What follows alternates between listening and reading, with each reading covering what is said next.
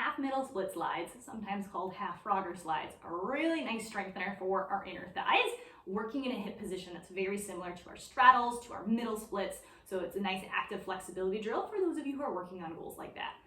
For this exercise, we're gonna want one foot to be able to slide on the ground. So I put a sock on that foot so it's a little slippery on my carpet. If you've got sliders, those work great.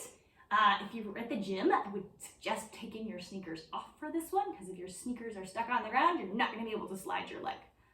So for this drill, I have rolled up my yoga mat off on the side just to give my knee a little bit of padding. You can do this on the floor if that feels comfortable on your knee. But I'm gonna start with one knee on my mat, one leg kicked straight out to the side. This leg is straight. I've got my heel in line with my hip. I'm making sure I'm not accidentally kicking that leg backwards in space a little bit. And my thigh and my knee and my toes are pointed forwards, not up towards the ceiling. And I'm not pointing my foot, kind of tweaking my ankle in a funky direction out to the side. Flexing that foot and keeping the outside edge of the foot lifted is going to keep my ankle in a neutral position where it's a little bit stronger. From this position, we're going to start sliding that straight leg out to the side, hence the name. So this leg that's sliding out is in our middle split position. This is the middle split half. Other knee is hanging out on the floor in our Frogger's position. That's our Frogger half. We're gonna slide out as far as we can until we're feeling that inner thigh stretch. Once you slid it out as far as you can, we're gonna contract those muscles by pushing the inside of that straight leg foot into the floor. We're gonna push that foot down nice and strong, squeeze those inner thighs together as that foot slides back, stacking our hips back over that bent knee in our starting position.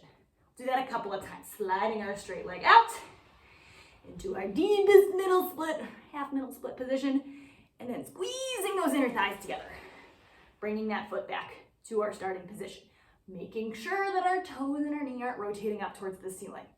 If you've got tighter hips, this might be a really small movement. That's okay. You may only be sliding that foot out a couple inches to the side.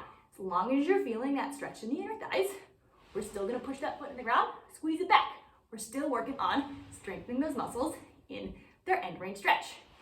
If you're someone who's got a lot of hip flexibility, we might slide that foot down really, really far. You'll notice I'm walking my hands out with it, coming into as low of a middle split as we can, squeezing those legs back together.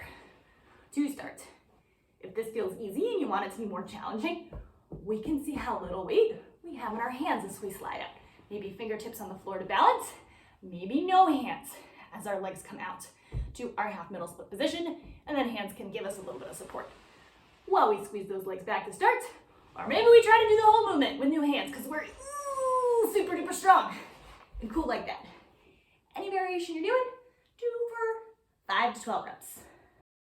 If you want to learn more stretches like this, you should totally check out the Flexopedia on my website. It's a free online library of stretches with detailed how-tos for both passive stretches and active stretches organized by muscle group. You can access the Flexopedia by going to dannywinksflexibility.com/Flexopedia or simply click the link in this video description.